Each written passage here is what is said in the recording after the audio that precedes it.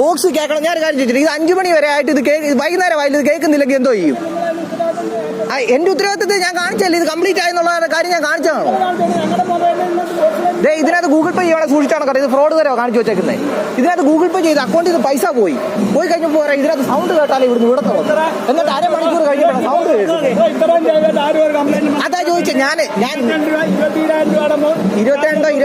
23 ഒന്നുമല്ല, ഞാൻ നിങ്ങളെ വ്യക്തമായിട്ട് കാണിച്ചു, എന്റെ ഡീറ്റെയിൽസ് കാണിച്ചു, എന്റെ കംപ്ലീറ്റ് ആയ കാര്യം കാണിച്ചാണ്. എന്റെ ഇതിനകത്തൊന്ന് സെൻഡ് ചെയ്ത് ഇവിടെ ഫസ്റ്റ് ഞാൻ ആദ്യം അവർ സെൻഡ് ചെയ്തതിന് ഞാൻ സെൻഡ് ചെയ്ത് ഞാൻ കേൾപ്പിച്ചതാ. അതിപ്പോ എന്റെ കുഴപ്പമാണോ ഞാൻ ചോദിക്കുന്നത്? ഞാൻ പറയട്ടെ, ഇതേപോലുള്ള മെഷീനുകൾക്ക് പല കംപ്ലൈന്റുകളുണ്ട്. അത് കറക്റ്റ് ബാങ്കിൽ പോയി പറഞ്ഞ് പ്രോപ്പറായിട്ട് അത് സെറ്റ് ചെയ്ത് വെക്കണം. എന്റെ ഇതിനകത്തൊന്നും ഞാൻ കാണിച്ചില്ല, പൈസ പോയ കാര്യം ഞാൻ കാണിച്ചതല്ലേ. ഒരു സാധനം കംപ്ലീറ്റ് ആയി അക്കൗണ്ടിൽ നിന്ന് പൈസ നിങ്ങളുടെ അതിനകത്ത് ക്രെഡിറ്റ് ആയ കാര്യം കാണിച്ചു കഴിഞ്ഞപ്പോൾ പറയുന്നത് അതിനകത്ത് സൗണ്ട് കേട്ടാലും കൊടുത്തോന്ന് പറഞ്ഞു. അതിപ്പോ എന്റെ കുഴപ്പമാണോ?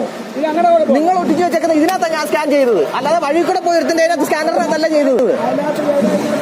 അതിനകത്ത് ചെയ്ത് എന്റെ അക്കൗണ്ടിൽ നിന്ന് പോയ കാര്യമാണ് ഞാൻ പറഞ്ഞത്. ഇത് ഹരിപ്പാട് പിലാപ്പുഴയിലുള്ള ഒരു പെട്രോൾ പമ്പാണ്. ഇന്ന് ഇവിടെ കയറി ഒരു 220 രൂപയുടെ പെട്രോൾ അടിക്കാനായിട്ടാണ് കയറിയത്. പലരും പറഞ്ഞിട്ടുണ്ട് ഈ പെട്രോൾ പമ്പിലൊക്കെ കയറുമ്പോൾ 200 100 അങ്ങനെയുള്ള എമൗണ്ടിന് പെട്രോൾ അടിക്കൽ 101 102 അല്ലെ 110 116 ഇങ്ങനെയുള്ള എമൗണ്ടിന് പെട്രോൾ അടിക്കണം. ഇവർ പറ്റിക്കും, എന്തോ നമ്പരൊക്കെ സെറ്റ് ചെയ്ത് വെച്ചിട്ടുണ്ടെന്നാണ് പറഞ്ഞിട്ടുള്ളത്. അതിനെക്കുറിച്ചൊന്നും നമുക്ക് കൃത്യമായിട്ട് അറിയില്ല. നമ്മളെന്തായാലും ഇവിടെ കയറി ഇവരോട് പറഞ്ഞു ഒരു 220 രൂപയുടെ പെട്രോൾ അടിക്കാൻ പറഞ്ഞപ്പോൾ ഇവർ ചെയ്തത് 120 രൂപയ്ക്ക് പെട്രോൾ അടിച്ചിട്ട് അതങ്ങ് സ്റ്റോപ്പ് ചെയ്തു. ഞാൻ പറഞ്ഞു 120 അല്ല 220 അടിക്കാൻ പറഞ്ഞപ്പോൾ വീണ്ടും 100 രൂപയുടെ അടിച്ചു. അന്നേരം തന്നെ അവിടെ പറ്റിയിട്ടും കാര്യങ്ങളൊക്കെ നടന്നിട്ടുണ്ട്. 220 അടിക്കാൻ പറഞ്ഞത് 2 തവണയായിട്ടാണ് ഇവർ അടിച്ചത്. ഓക്കെ, അത് കഴിഞ്ഞിട്ട് ഇവർക്ക് അവിടെ ഒട്ടിച്ചു വെച്ചിരിക്കുന്ന ഒരു QR കോഡ് ഉണ്ട്.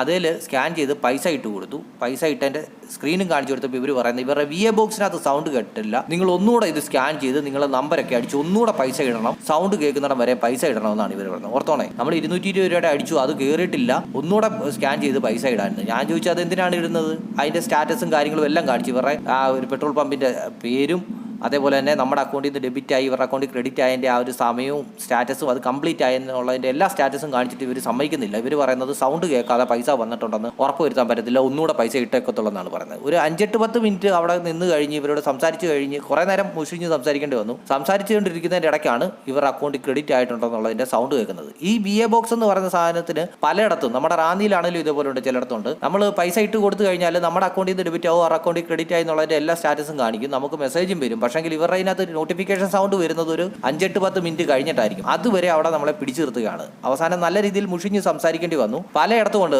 ഇതേപോലുള്ള പ്രശ്നങ്ങൾ. ഈ VA ബോക്സിന്റെ കംപ്ലൈന്റ് ഇവർ ബാങ്കിൽ അല്ലെങ്കിൽ ഇത് പ്രോപ്പറായിട്ട് ഇത് ചെക്ക് ചെയ്യുകയോ അല്ലെങ്കിൽ ഇത് കംപ്ലൈന്റ് രജിസ്റ്റർ ചെയ്യുകയോ ഒന്നും ചെയ്യാറില്ല. ആൾക്കാരെ എങ്ങനെ ബുദ്ധിമുട്ടിക്കാം എന്നുള്ളത് മാത്രമാണ് ഇവരുടെ ഉദ്ദേശം.